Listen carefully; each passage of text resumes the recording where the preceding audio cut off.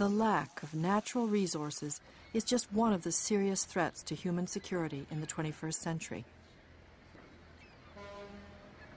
During the past 100 years, numerous toxic chemicals were produced that are now poisoning our natural resources with devastating effects.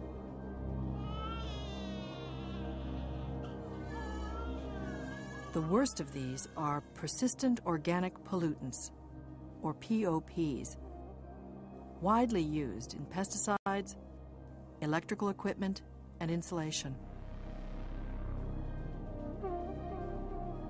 Sometimes the serious threat posed by P.O.Ps is clearly evident, but in most cases, it is invisible to the eye.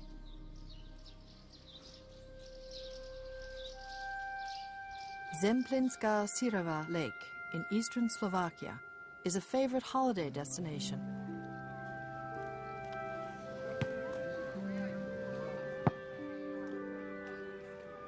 Hundreds of thousands flock here every summer for camping, boating, swimming, hiking, and fishing.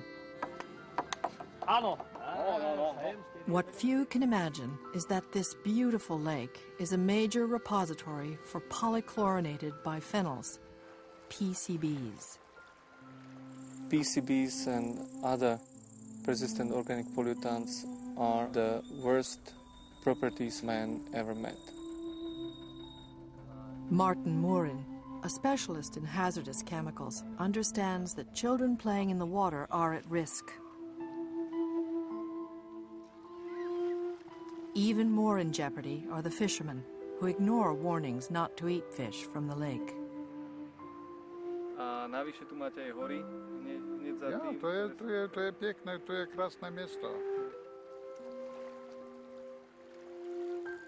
As PCBs accumulate in the human body through exposure and consumption, they damage the immune system, thyroid, nervous system, and reproductive organs. They are thought to be carcinogens and have been linked to breast and uterine cancer. In Bratislava, at Slovakia's National Laboratory, scientists like Dr. Anton Kotzan are alarmed. We found very high concentration of PCBs in fish. Those levels are very high, and we can say that they are about 300 times higher than PCB levels in control areas in Slovakia. PCBs are not only toxic, they persist in the environment for centuries without breaking down.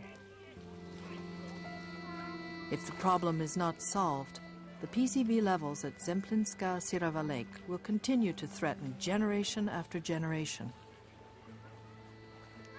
But where did these toxins come from?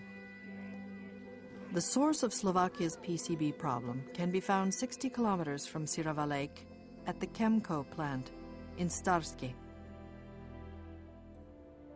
This was the former Soviet bloc's largest producer of PCBs for use in electrical equipment.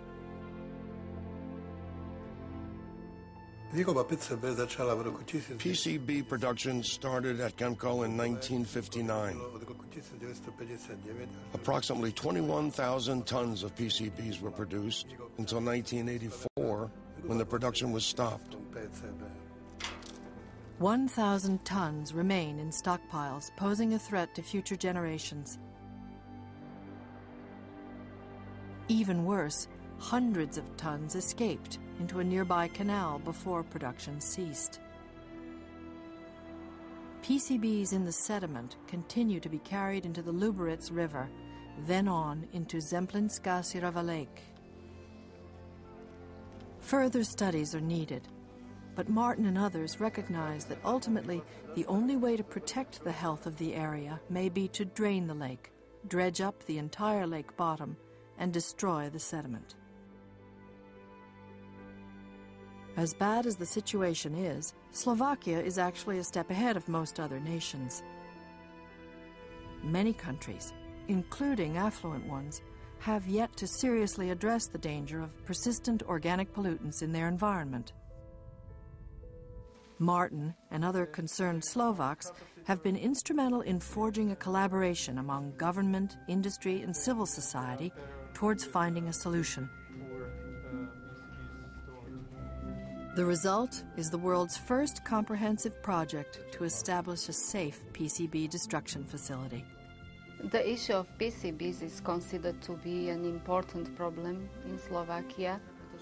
Katarina Magulova of the Ministry of the Environment meets regularly with non-governmental partners like Martin and Elena Pilvanova, who chairs a non-profit environmental organization. We've become a representative of public in that area. We are that voice talking on behalf of people living there to defend their health. In the international arena, a significant step was taken in 2001 when 90 countries signed a global treaty banning 12 of the most dangerous persistent organic pollutants, including PCBs. The signing of this treaty was a first step toward halting further production of the poisonous chemicals. Destroying existing P.O.Ps will be a more daunting task.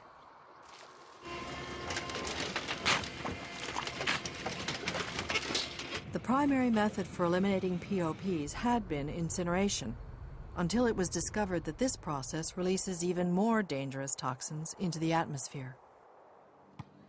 The current project in Slovakia could provide a new model for the safe destruction of P.O.Ps. If the project would be successful, then the lessons learned within this project could be then applied in other projects all over the world.